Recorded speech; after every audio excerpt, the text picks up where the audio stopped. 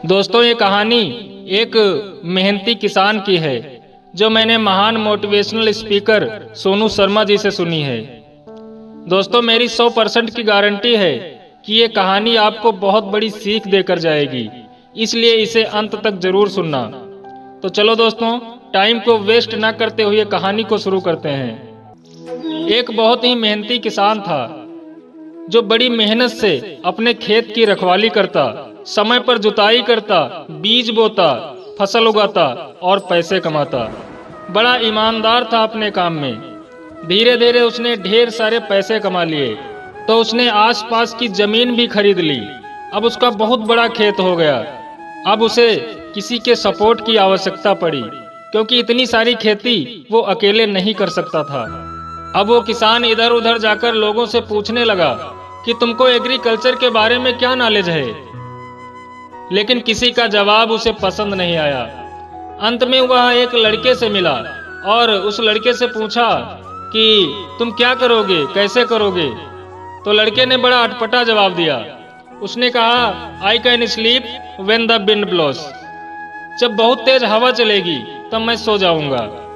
जवाब किसान की समझ में तो नहीं आया, लेकिन इस अटपटे जवाब की वजह से उसने उसे काम पर रख लिया। अब वे दोनों खेत की रक्षा करने लगे।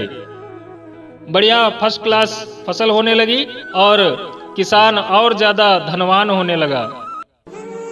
धीरे धीरे दोस्तों समय आगे बढ़ा और एक दिन रात का समय था। किसान अपने घर पे सोया हुआ था। तभी अचानक बहुत तेज हवा चलने लगी। बारिश होने की संभावना दिखने लगी। किसान खेतों की तरफ यह सोचते हुए भागा कि कहीं उसकी फसल जो खेत में कटी हुई पड़ी है वो बर्बाद ना हो जाए, उसके जानवर इधर उधर न भाग जाएं। वह भागकर उस लड़के के पास गया जिसे उसने काम पर रखा था। उसके पास पहुंचकर वह देखता है कि वह लड़का आराम से सोया हुआ है।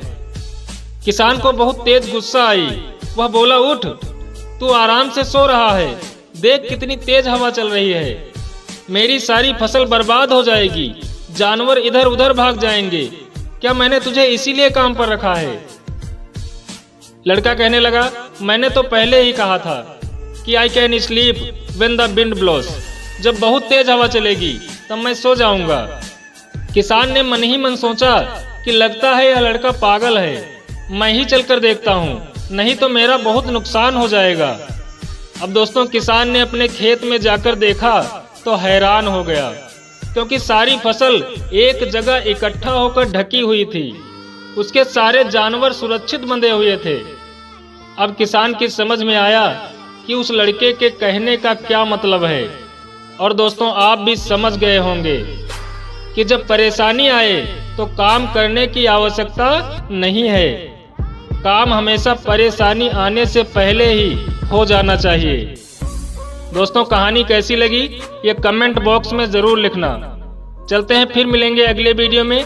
तब तक के लिए अपना ख्याल रखना और हमेशा मुस्कुराते रहना। Thank you so much for watching this video.